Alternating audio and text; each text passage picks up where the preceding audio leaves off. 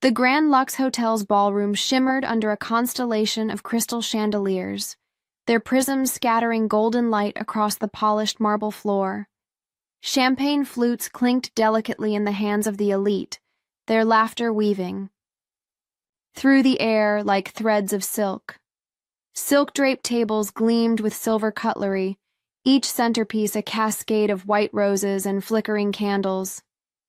The room pulsed with wealth, power, and privilege, an untouchable world where status was currency. Into this gilded sanctuary stepped Lillian Voss, her sleek black gown hugging her frame like a shadow given form. Her entrance was silent, but seismic, slicing through the opulence like a quiet storm, her presence a ripple that turned heads before anyone fully understood why. Across the room, her family caught sight of her, their reactions as sharp and predictable as a blade drawn from its sheath. Clara Voss, her mother, stood near a towering ice sculpture, her silver hair swept into an impeccable chignon. Her lips, painted a severe crimson, parted as her voice cut through the hum of the crowd. "Why is this failure here?" The words were deliberate, venomous, designed to wound and dismiss in a single breath. She clutched her champagne flute tighter, her manicured nails glinting like tiny daggers under the chandelier light. Beside her, Serena, Lillian's younger sister, crossed her arms over her ivory gown, her lips curling into a smirk that was both smug and rehearsed. "You're not on the guest list," she announced, her voice loud enough to ripple outward, inviting the nearby guests to turn and stare. She tilted her head, her diamond earrings catching the light as if to underscore her superiority. Victor, their father, stood a step behind, his broad shoulders rigid in a tailored tuxedo. He didn't flinch, didn't acknowledge Lillian's presence. Instead, he lifted his drink, whiskey, neat, and took a slow sip, his eyes fixed on some distant point as if she were a ghost he'd long since exorcised from his reality. The room shifted subtly, a collective inhale as the tension sparked. Guests in their finery, men in crisp suits, women dripping with jewels, began to murmur, their curiosity sharpening like knives against a whetstone. Serena's fiancé, Julian, stood beside her, a tall figure with dark hair and a practiced charm that had faltered the moment Lillian appeared. His smirk, once a fixture of his easy confidence, vanished in an instant. His hand froze mid-gesture, the champagne in his glass, trembling slightly as his face drained of color. Recognition flickered in his hazel eyes, a dawning realization that tightened his jaw and made his throat bob with a thick swallow. He knew something the others didn't yet grasp, and it rooted him to the spot, his breath catching, as if he'd seen a specter rise from the grave. The whispers grew, a soft chorus of speculation weaving through the crowd, their gazes darting between Lillian and the family she'd disrupted. Lillian took a slow, deliberate step forward, her heels clicking against the marble with a sound that echoed like a metronome counting down to chaos. Her dark eyes swept the room, unflinching, before settling on her family. A cool, measured smile curved her lips, sharp enough to cut through their disdain. "Do you really not know who I am?" she asked, her voice low but piercing, each word a spark igniting the unease that thickened the air. The question hung there, unanswered, a challenge wrapped in velvet, setting the stage for the storm she'd come to unleash. The night Lillian Voss was cast out, the cold was a living thing, sinking its teeth into her bones. She was 18, standing on the frost-crusted steps of the Voss family estate, a sprawling mansion glowing with amber light behind its arched windows. The air bit at her fingertips, turning them numb as she clutched her thin jacket closer. Clara's voice still echoed in her ears, sharp and final. "You're a burden." Her mother had stood in the foyer, wrapped in a cashmere shawl. Her face, a mask of indifference as she delivered the verdict. No warmth, no hesitation, just a dismissal as cold as the wind howling through the bare trees. Victor, towering in the doorway, hadn't even met her eyes. His hands, rough from years of commanding respect, gripped the heavy oak door. "We've done enough," he'd said, his voice a low growl, before slamming it shut with a thud that reverberated through her chest. Through the frosted glass, she glimpsed Serena, 16 and radiant, smirking from the warm glow of the house.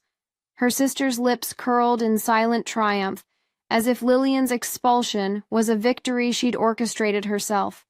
Left with nothing but $20 crumpled in her pocket, Lillian wandered into the night, the city streets stretching out like a frozen labyrinth. For 3 nights she huddled near a diner's dumpster, the stench of grease and rotting food mingling with the faint heat, seeping from the kitchen vents. She curled into herself, her breath fogging in the air, her stomach gnawing with hunger. On the 3rd morning, a shadow fell over her. Nora, the diner's owner, a wiry woman with gray-streaked hair and eyes like steel. She tossed a broom at Lillian's feet, its handle clattering against the pavement. "Earn your keep," Nora snapped, her voice gruff, but not unkind. That broom was her lifeline, the first thread of a new beginning. Years later, standing in the Grand Lux ballroom, Lillian let the memory flicker briefly through her mind. The cold, the rejection, the dumpster, they hadn't broken her. She straightened her spine, her gaze hardening. "I didn't just survive," she thought. "I prepared for this day." The flashback faded, her strength now a quiet fire, ready to burn. The Grand Lux ballroom thrummed with a low buzz of anticipation, the air thick with the scent of champagne and expensive perfume. Lillian Voss stood at the center of it all, her black gown a stark contrast to the glittering crowd. Across from her, Serena leaned against a silk-draped table, her ivory dress shimmering under the chandeliers. Her smirk was a weapon, honed from years of wielding superiority. "Here to beg for forgiveness?" she taunted, her voice carrying just enough to draw the eyes of nearby guests. "Pathetic." The word dripped with disdain, a deliberate echo of the past meant to sting. She tossed her head, her diamond necklace glinting like a crown she assumed she'd always wear. But Lillian didn't flinch. She tilted her head slightly, her dark eyes glinting with something unreadable. "If I'm pathetic," she said, her voice smooth as velvet, "why do you look so nervous?" The question landed like a pebble in still water, sending ripples through Serena's composure. Her smirk faltered for a heartbeat, a flicker of uncertainty crossing her face before she masked it. Lillian reached into her clutch with deliberate grace, pulling out a neatly folded sheet of paper. She held it between her fingers, letting the moment stretch, the rustle of paper cutting through the murmurs. Then with a flick of her wrist she unfolded it, Serena's academic record, stark black ink on white, proving she'd never graduated medical school. "This might explain it," Lillian said, her tone almost conversational. Julian, standing rigid beside Serena, snatched the document from her hand, his movements sharp with urgency. His hazel eyes scanned the page, and his voice dropped low, a tremor beneath its calm. "Serena, what's this?" The question wasn't loud, but it carried a weight that silenced the chatter around them. His fingers tightened on the paper, creasing it as he read the damning evidence, dates of withdrawal, failing grades, no degree conferred. Serena's response was immediate, a counterattack as instinctive as breathing. She threw her head back and laughed, a loud performative sound that echoed off the marble walls. "It's fake. Don't be stupid," she exclaimed, waving a dismissive hand as if she could swat the truth away. Her voice was bright, almost convincing, but her eyes betrayed her, wide, darting, glinting with panic she couldn't fully hide. The guests leaned in, their whispers growing into a soft roar, forks pausing midair, champagne flutes tilting forgotten in their hands. They smelled blood in the water, and Lillian's calm stood in stark contrast to Serena's unraveling bravado. She didn't raise her voice, didn't need to. Her stillness was a blade, cutting deeper than any shout. Julian's jaw tightened, a muscle twitching as he stared at the paper. He didn't speak again, didn't need to. His knuckles whitened around the edges of the document, and his breathing grew shallow. He knew it was real, had to know, from the way his shoulders stiffened and his gaze flicked to Serena, searching for a lie that wouldn't come. The crack in her perfect facade widened, a fissure splitting the golden child's throne. The room held its breath, sensing more to come, and Lillian's steady gaze promised it. The atmosphere in the ballroom crackled, with the weight of Lillian Voss's revelations teetering on the edge of chaos as the murmurs of the crowd swelled into a restless hum. Serena's forced laughter still lingered, brittle and hollow, but Lillian wasn't finished. With a slow, deliberate motion, she reached into her clutch once more, her fingers closing around a sleek black USB drive. She held it up, letting it catch the chandelier light, a small object that gleamed with menace. "This?" she said, her voice cutting through the tension like a blade. "Emails, legal documents, proof the Voss family clinic's been running insurance fraud for years." The words landed like a thunderclap.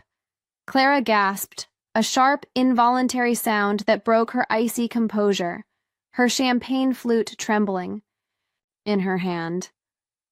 Victor snapped forward, his face twisting with fury. "You're lying!" he roared, his voice a desperate bellow that echoed off the marble walls, but the quiver in his tone betrayed him. Lillian's lips curved into a faint, knowing smile, unruffled by his outburst. Julian, already shaken by the academic record, stepped forward, his movements jerky with barely contained rage.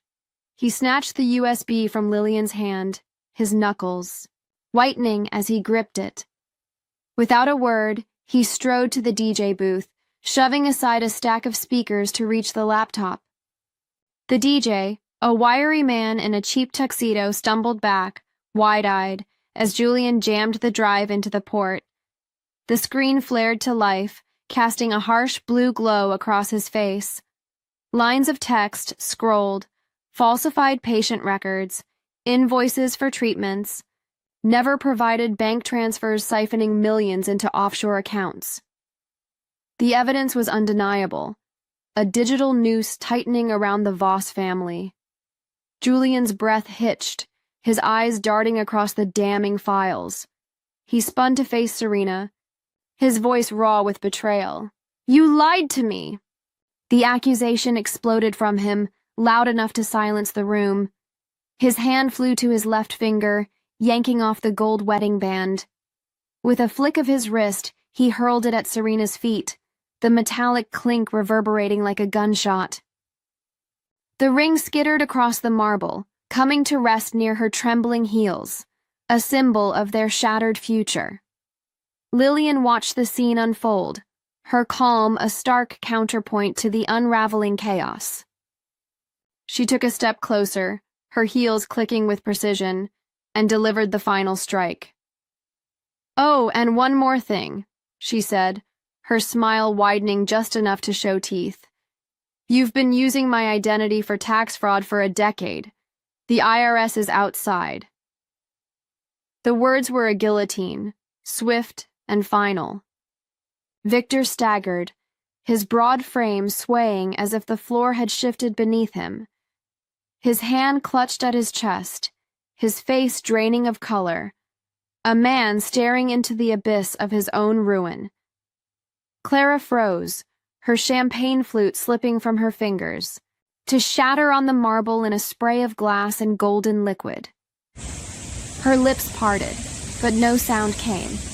Her calculated facade cracked beyond repair. Serena, already crumbling, let out a sob, a raw, guttural sound that tore through the silence. She sank to her knees, her ivory gown pooling around her like a fallen banner, her hands clawing at the floor as if she could grasp her collapsing world. The external fallout erupted like wildfire. Harris, the hospital director, a wiry man with silver hair and a perpetual scowl, had been watching from the back of the room. His face flushed crimson as the implications sank in, the clinic's fraud tied directly to his institution's reputation. He barked at his assistant, a young woman, in a navy blazer who fumbled with her phone. "Call legal now." His voice was a whip crack, sharp and urgent, cutting through the rising din. The assistant nodded frantically, her fingers trembling as she dialed. Security moved in, two burly men in black suits weaving through the crowd with grim purpose. They reached Victor first, each grabbing an arm as he thrashed against their grip. "This is outrageous," he shouted, his voice hoarse, but they dragged him toward the exit, his polished shoes scuffing the floor. Clara followed, her protests shrill and disjointed. "You can't do this. We're the Vosses." But the guards were unmoved, hauling her out as her silver hair unraveled from its chignon. The crowd gasped, a collective intake of breath that rippled through the ballroom. Guests stepped back, clutching their drinks, their faces a mix of shock and morbid fascination. Whispers turned to exclamations, scandal spreading like ink through water. Lillian stood at the epicenter, her gaze sweeping over the wreckage she'd wrought. The chandelier light glinted off her gown, casting her as both architect and executioner of this collapse. Serena's sobs grew louder, a pitiful counterpoint to the chaos, while Victor's shouts faded into the hallway. Clara's broken glass lay at her feet, a glittering testament to their downfall. The room was a tableau of ruin, wealth, tarnished, power-stripped, lies exposed, and Lillian had orchestrated it all with the precision of a maestro. The stage was set, the trap sprung, and the Voss family's empire lay in ashes. Chaos reigned in the wake of Lillian's triumph, a maelstrom of shattered illusions swirling through the once pristine air, now thick with the stench of scandal. Crystal shards from Clara's dropped flute glittered on the marble floor, catching the chandelier light like fallen stars. Victor's muffled shouts echoed from the hallway where security had dragged him, while the guests buzzed with fevered whispers, their elegant masks slipping to reveal raw astonishment. At the center of this wreckage knelt Serena, her ivory gown splayed around her like a wilted flower, mascara streaking black rivers down her cheeks. Her hands trembled as she reached out, grasping at the air between them. "Lillian, please," she pleaded, her voice cracking, a desperate sob bubbling beneath the words. "Stop this." Her eyes, wide and glistening, begged for mercy, a stark reversal of the smirk she'd worn years ago. It was the sound of a golden child dethroned, her perfect world reduced to ash at her feet. Lillian stood over her, a silhouette of unyielding resolve against the chaos. Her dark eyes glinted with a cold fire, unsoftened by Serena's tears. She tilted her head, considering the plea for a fleeting moment, then spoke, her voice ice-sharp and unforgiving. "I don't recall you pleading when you left me in the cold." Each word was a deliberate cut, a memory of that freezing night when Serena had smirked from the warm house as the door slammed shut. Lillian's gaze dropped to the discarded wedding ring, its gold dulled against the marble, a symbol of Serena's broken empire. With a slow, measured step, she moved forward, her heel clicking as she stepped over the ring, the sound a quiet punctuation to their severed bond. She turned away, her back straight, her black gown trailing behind her like a shadow, reclaiming its power. Serena's sobs grew fainter, swallowed by the clamor, as Lillian left her to drown in the ruin she'd sown. At the ballroom's grand double doors, Ethan waited, his lean frame a steady anchor amid the storm. His dark hair was slightly tousled, his suit jacket unbuttoned, but his presence radiated calm. He quirked a brow, a faint smirk tugging at his lips as he met her gaze. "Cake?" he asked, his voice low and playful, cutting through the weight of the moment with effortless ease. Lillian paused, then laughed, a deep, free sound that spilled from her chest, unshackled and unrestrained. It echoed through the foyer, a melody of triumph that drowned out the chaos behind her. "Yes," she said, still grinning, her eyes bright with a lightness she hadn't felt in years. "Let's go." Ethan offered his arm, and she took it, their fingers brushing in a silent pact. They stepped through the doors together, leaving the wreckage of the Voss family to crumble in their wake. Outside, the night air was crisp, a sharp bite that cleansed the lingering heat of the ballroom. The city hummed in the distance, its lights flickering like a living thing, oblivious to the destruction Lillian had left behind. She took a deep breath, the coolness filling her lungs, and mused silently. Revenge wasn't the goal. Freedom was. And now it's mine. The thought settled over her like a mantle, final and absolute. She was no longer the girl cast out. She was free.